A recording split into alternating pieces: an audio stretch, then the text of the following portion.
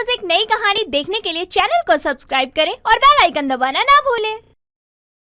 अरे इतना भी क्या स्ट्रेट फॉरवर्ड होना कि सामने वाले की कोई कदर कोई इज्जत ही ना हो।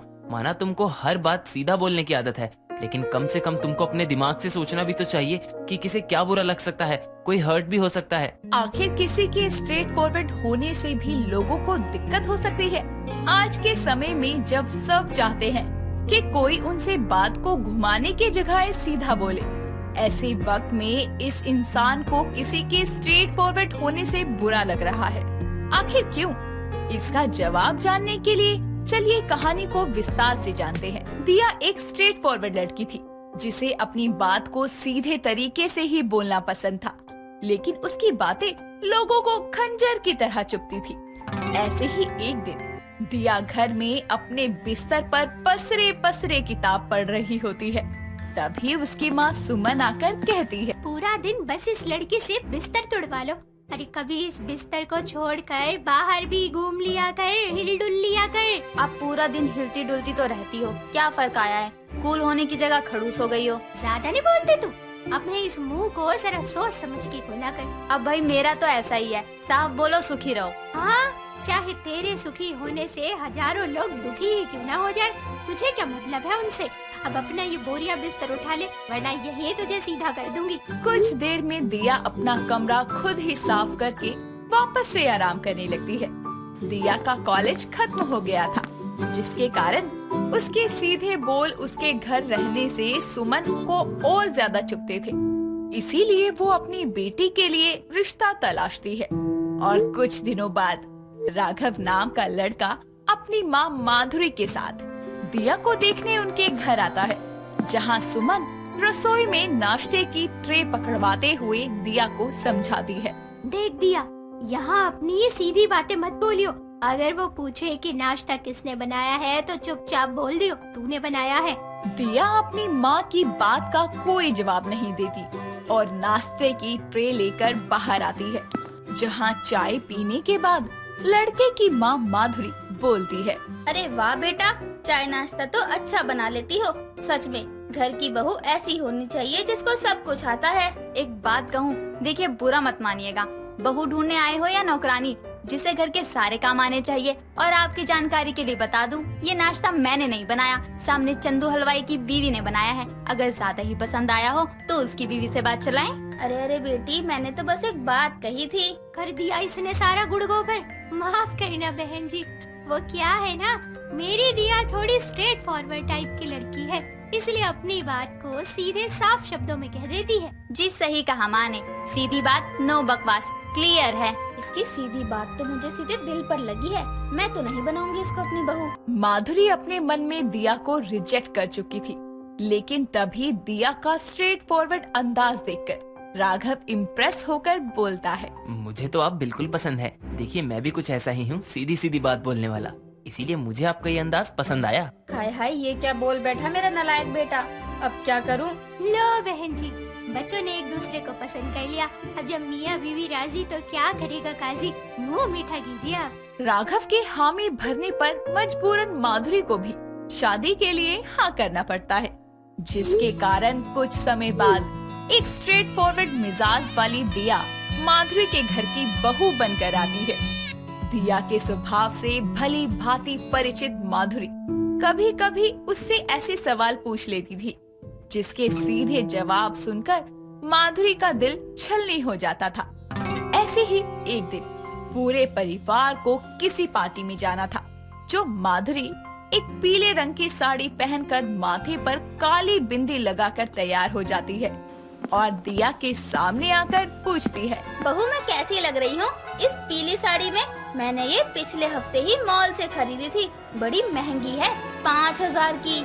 माँ जी सीधी बात बोलती हूँ, आप इस पीली साड़ी और काली बिंदी के साथ पूरी की पूरी कड़ी लग रही हो, जिसमें काला जला हुआ जीरा तैर रहा है। दिया अपनी बात खत्म कर ही रही होती है कि तभी वहाँ राघव हरे कोट को पहनकर बाहर आता है और अपनी माँ पर हंसते हुए बोलता है। बताओ माँ, 5,000 में ये कड़ी चावल जैसी साड़ी लेकर आई हो तुम। आप क्या इतना हंस रहे हो? इस हरे सूट में आप भी किसी तोते से कम नहीं लग रहे। आप दोनों को देखकर ऐसा लग रहा है जैसे पक्षियों को खाना खिलाने जा रही हूँ। एक तोता बना है तो दूसरी कड़ी चावल। बस करो यार, झूठी ही तारीफ कर देती। इतना महंगा कोट था, ये तोता बना दिया। देखिए सीधी बात, नो बकवास। हाँ बहू, क्लियर है, अब चल। दिया से अपनी तारीफ कराने के बाद सभी पार्टी में जाते हैं और खाना पीना खाकर वापस आ जाते हैं। गुजरते वक्त के साथ दिया की बातें और भी सीधी और तीखी हो गई थी। एक शाम माधुरी की पड़ोसन कमला उसके घर आती है तो माधुरी दिया को चाय लाने को कहती है। कुछ देर में दिया चाय लेकर आती है, जिस पर कमला बोलती है। अरे अरे बहू, तू चाय ले आई? बताओ, बहू भी कहती होगी आंटी आ गई सुबह सुबह मुंह उठाकर चाय पीने। अब आंटी बोलना क्या है, आपको खुद ही सच्चाई पता है। क्या मतलब बहू, कैसी सच्चाई? यही कि आप सिर्फ एक चाय नाश्ते के लालच में मोहल्ले के 10 घरों में रोज मंडराती हो। लेकिन वही बात है ना, मेहमान नवाजी के चलते हम तो चुप रहते हैं, पर आज आपने सामने से बोला है तो मैंने सोचा मैं भी सीधी बात बोल दूं। वैसे ये आपका अच्छा नेचर है कि आपको आपकी सच्चाई पता है। बस बस बहू, ज्यादा ही सच नहीं बोल रही है तू। कम से कम घर आए मेहमान की इज्जत तो कर ले। हर रोज आने वाला मेहमान नहीं होता। बाकी चलिए, अब क्या ही कहूँ। इतना तो बोल ली, अभी भी कसर बाकी है क्या? जा रही हूँ माधुरी बहन, अब तुम बुलाओगी फिर भी नहीं आऊंगी। ये तो होना ही था। एक ना एक दिन कमला की बलि मेरी स्ट्रेट फॉरवर्ड बहू के हाथों चढ़नी ही थी। खैर, ये तो अच्छा ही किया बहू ने। कम से कम रोज का दूध का खर्चा तो बच जाएगा। इस कमला के आने पर जो होता था, इससे पहले कि ये मेरे ऊपर आए, मैं निकल लेती हूँ। माधुरी तो बिना कुछ बोले ही अपने कमरे में निकल लेती है। समय गुजरता है। एक शाम राघव अपने ऑफिस से आकर सीधा कमरे में जाता है और अपनी पत्नी से बोलता है। ओ मेरी जाने बाहर, कहाँ हो? क्यों इतना प्यार दिखा रहे हो? क्या बात है जो मनवानी है?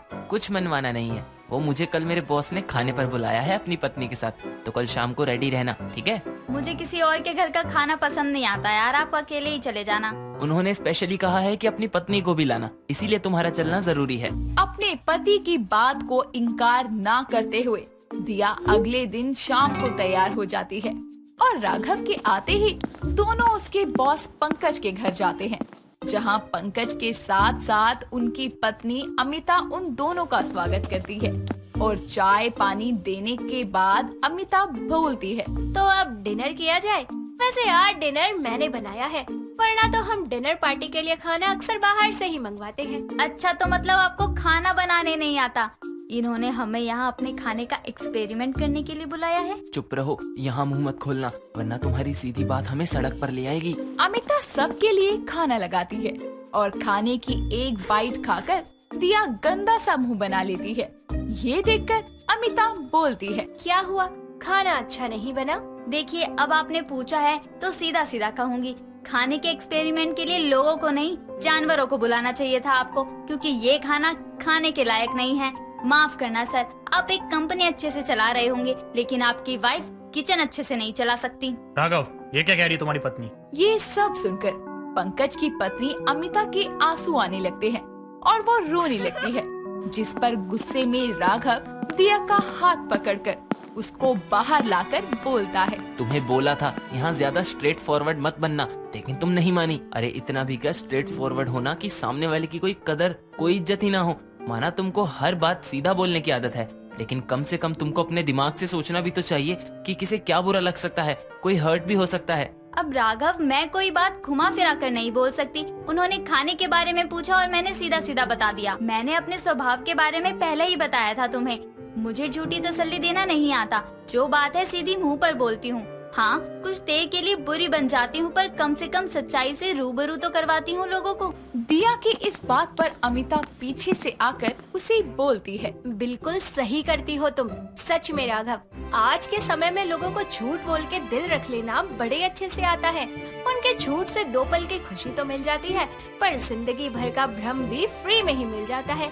आज दिया ने मेरे खाने के बारे में सच बताकर मुझे मेरी कमी के बारे में बताया और मैं उसे सुधारूंगी ताकि मैं एक अच्छी कुक बन सकूं। थैंक यू दिया। अपनी बॉस की बीवी से दिया के स्ट्रेट फॉरवर्ड स्वभाव की तारीफ सुनकर राघव भी दिया से माफी मांगता है। जिसके बाद सब वापस से अंदर जाकर होटल से खाना मंगवा कर डिनर करते हैं। इसी तरह दिया की सीधी बातें भले ही लोगों को चुभती थी, लेकिन वो दिल रखने के लिए झूठ नहीं बोल सकती थी। अब किसी को उसका ये स्वभाव अच्छा लगता था तो किसी को बुरा। रचना अपने पति तपिश और सास दीपा के साथ एक खुशहाल जिंदगी जी रही थी। ऐसे ही एक रोज तपिश का ट्रांसफर दूसरे शहर में हो जाता है और एक सुबह तपिश ऑफिस जाने के लिए निकलते हुए रचना से बोलता है। क्या करती हो रचना, मेरा लंच तैयार हुआ या नहीं? अरे सुबह सुबह भगवान का नाम लेने के बदले क्यों बहू पर गुस्सा हो रहा है? 2 मिनट दीजिए, ला रही हूँ। इतना बोलकर रचना जल्दी से तपिश का लंच तैयार करके बाहर जाती है और अपने पति के हाथों में उसका लंच देकर उसे बोलती है, ये लीजिए आपका लंच। देखा मेरी बहू तेरे बारे में कितना सोचती है, और एक तू है उस पे चिल्लाने का एक मौका नहीं छोड़ता। माँ वो तो मेरा प्यार है। अच्छा अब जाओ, नहीं तो आज पहले ही दिन लेट हो जाओगे। अपना लंच लेकर तपिश रचना के सर पर किस करके अपनी कार में बैठकर ऑफिस के लिए निकल जाता है। थोड़ी दूर जाने के बाद तपिश रेड लाइट पर रुकता है और ग्रीन लाइट होने का वेट करने लगता है। तभी उसके पास एक भिखारन लड़की आती है जिसके बिखरे बाल और तन पर फटे हुए कपड़े थे और उसके हाथों में था एक कटोरा।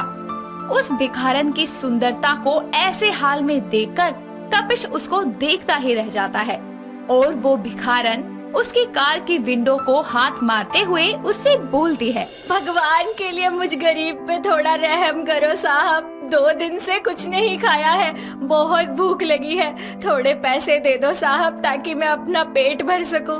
वो भिखारन तपिश से भीख मांग ही रही थी कि तभी ग्रीन लाइट हो जाती है और तपिश बस एक टक उस भिखारन को देखता रह जाता है। तभी उसके कानों में थोड़ा शोर आता है और गाड़ियां और लोग की आवाज सुनकर वो अपनी कार स्टार्ट करके वहां से ऑफिस के लिए निकल जाता है। ऑफिस जाकर उसको उस भिखारन की याद आती है और वो खुद से बोलता है, ये क्या हो रहा है मेरे साथ, मैं उस भिखारन को भूल क्यों नहीं पा रहा? तपिश उस भिखारन के बारे में सोचते सोचते घर जाने के लिए टाइम देखने लगता है। टाइम होते ही वो जल्दी से अपनी कार की चाबी उठाता है और उसी रेड लाइट पर जा पहुंचता है जहां सुबह उसे वो भिखारन मिली थी।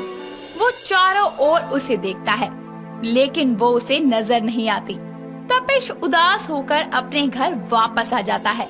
अगले दिन रोज की तरह तैयार होकर वो ऑफिस के लिए निकल जाता है, पर इस बार वो रचना को फोरहेड पर किस किए बिना ऑफिस के लिए निकल जाता है।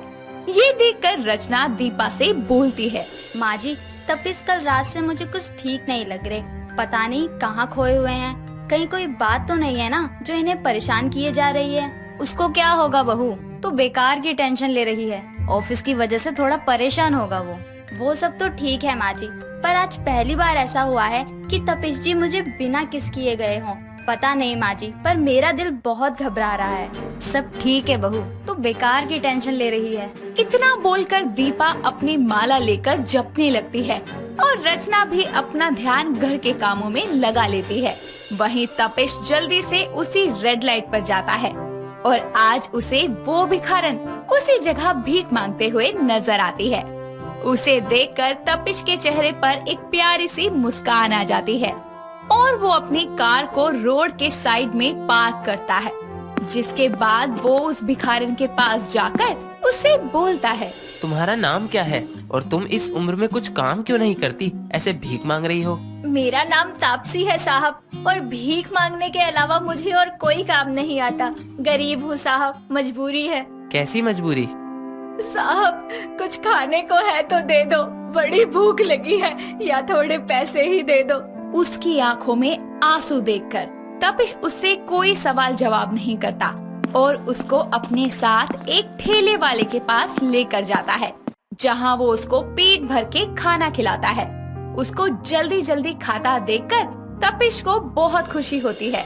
खाना खाकर तापसी उसको धन्यवाद देकर वहां से चली जाती है और तपिश घर जाकर भी तापसी के बारे में सोचता रहता है। अब तपिश रोज सुबह तापसी से मिलता और उसको कुछ पैसे और खाना देकर ऑफिस जाता। देखते ही देखते तपिश का अट्रैक्शन बढ़ता जाता है और उन दोनों में दोस्ती हो जाती है। अब वो तापसी को एक फ्लैट में रहने की जगह देता है और साथ ही साथ उसकी जरूरत की चीजों का सारा ध्यान रखता है और अपना ज्यादातर समय उसी के साथ बिताता है। जिसके बाद उसका एक अच्छा सा मेकओवर भी तपिश करवाता है और उसकी पूरी काया पलट देता है। देखते ही देखते दोनों एक दूसरे के प्यार में पागल होने लगते हैं और बहुत ही जल्द तपिश तापसी से छुपकर शादी कर लेता है। वहीं तपिश का बदला हुआ व्यवहार देखकर उसकी पत्नी रचना उससे बोलती है, तपिश, आजकल आप घर नहीं आते और आते भी हैं तो बिना किसी से बात किए चले जाते हैं। आप घर में किसी को टाइम भी नहीं दे रहे। कुछ हुआ है क्या?